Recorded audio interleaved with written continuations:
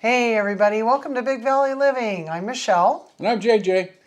And we like to share cooking and grilling outside and gardening and Northern California destinations when the weather permits. So we just hit our first year about, a month ago? Actually, just a few weeks ago, huh? Yeah. And this morning when I woke up, we were planning this video and I saw that we had our 250th subscriber. So if you're a subscriber, thank you so much for sharing our videos and supporting us as we kind of learn as we go. Definitely. It's a big deal. It's a really big deal. So thank you all. And if you're not a subscriber and it's your first visit to our vlog, please consider subscribing and sharing with your friends. I think you have something to share too. And with that, about right around our year mark, we hit 10,000 views of our videos. So I just wanted to give a shout out to everybody and thank you very much. Thank you. So today what we're going to do is we are going to make traditional salmon patties. Lent is coming shortly. In fact, in just about 3 days, we'll have Ash Wednesday, which begins the season of Lent leading up to Easter. And if you're Catholic or Protestant, you probably grew up observing that with your family. Typically, in our household, when I was growing up, we would have salmon patties on Friday nights. So it always, this time of year, always makes me think about that, and what a great time to share it with you. So that's what we'll be doing today. Sounds like a winner. See you in the kitchen. Well, let's go over our ingredients really quickly before we get started. We're going to use one 14.75 ounce can of salmon. We're going to use probably maybe a quarter of a sleeve of crushed saltines. That's going to be part of our binder. 1 egg, also part of the binding. And then we'll use olive oil when we fry them up. So there are 2 optional items that I had in some salmon patties that I had from Whole Foods 10 years ago maybe. They put a little bit of diced bell pepper and a little bit of diced green onion in it, and it really made a difference. JJ doesn't really like salmon patties, so I'm going to be making whatever I get out of this can, probably 4 or 5 patties, and it will be lunch for a few days. They keep very well in the refrigerator, and they're good cold or hot. So let's get to it. All right, so I've prepared everything. I diced up some of the green bell pepper, but I also had some leftover yellow bell pepper from stuffed bell peppers last night, so it'll just make it more colorful. 3 little tiny green onions, just mostly the white parts, a little bit of green.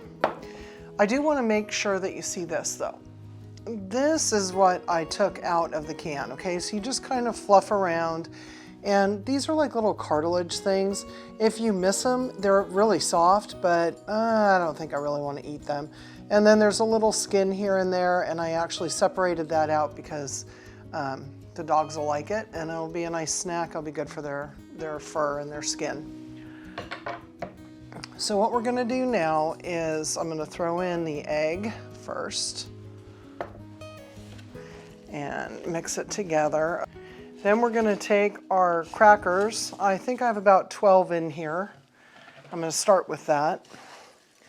And you want this to, the whole point is that you want it to come together so that you can make patties, like think hamburger patties. Okay. And I'm kind of thinking I actually want some more crackers.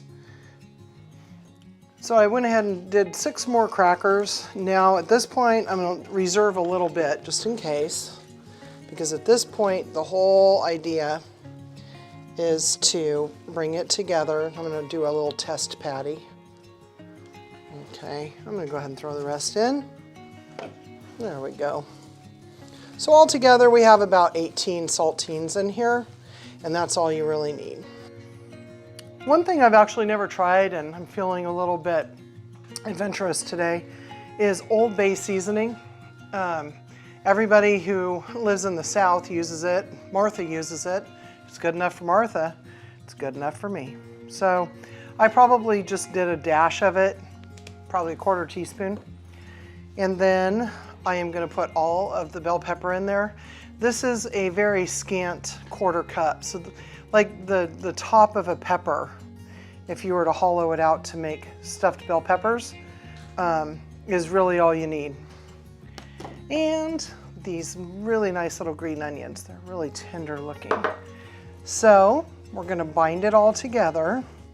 Make sure you combine that with the seasoning so that you don't get one big bite of seasoning. This is feeling just exactly as it should. If you've made like chicken patties or, you know, just regular hamburgers with ground beef, that's really what this should feel like, okay? And then we bring it together, and you can make them as large or small as you want. So anyway, it's holding up, and I've got my oil preheated on the stove. Let's go cook them. I have it on just about medium to medium high heat. What we're gonna do is very carefully put them in. Remember, if there's water, it could splatter, so just be careful because you do have the vegetables in there. If you put too many crackers in, you know, they'll crumble apart, and if you need to correct that, you can always throw another egg. Just scramble it up real quick, and not scramble it, but, you know, whisk it and put it in there. Okay, we've got our patties in the hot oil, and we're gonna put them in there for approximately 2 minutes until they're golden brown. And then we're gonna flip them with a fish spatula. And if you don't have a fish spatula, that's fine. You will need a wide spatula though. Oh, look at how nice and golden that is. That's what we're looking for. I'm gonna have to move things around a little bit. Just be careful. And they may not all brown at the exact same rate, so this is where you need to keep your eyes open on it.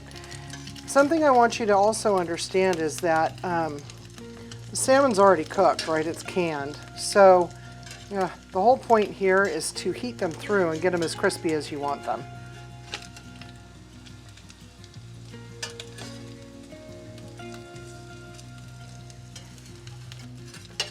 Not the prettiest process, but let me tell you, it's going to be worth it. And they are perfectly brown now on both sides. I'm going to flip that over and show you. So I'll remove these to a platter lined with some paper towels to just get that little bit of grease off of there. Salmon ended up soaking up, or the cracker crumbs ended up soaking up more as they were before they got patted out. So I personally, the next time I do this, I would go ahead and pull out a little bit of crackers, only do about a dozen. Give it a minute to sit so that it binds together. These are going to be just fine. Thank you very much for enjoying making salmon patties. It is very simple, and they keep nicely in the refrigerator. If you were to make them, say, on a Sunday afternoon, even a Saturday afternoon, they'd keep at least 3 or 4 days if they last that long. They're good cold, they're good heated up. You could probably throw it in the microwave, but I know I'll be eating them cold because they're good that way. You'd sprinkle with lemon, maybe a little bit of salt and pepper, but I'm gonna go old school and dip it in apple cider vinegar because that's how I grew up. Pepper. You'll really like these if you like salmon. Give it a shot. Thanks a lot for visiting Big Valley Living.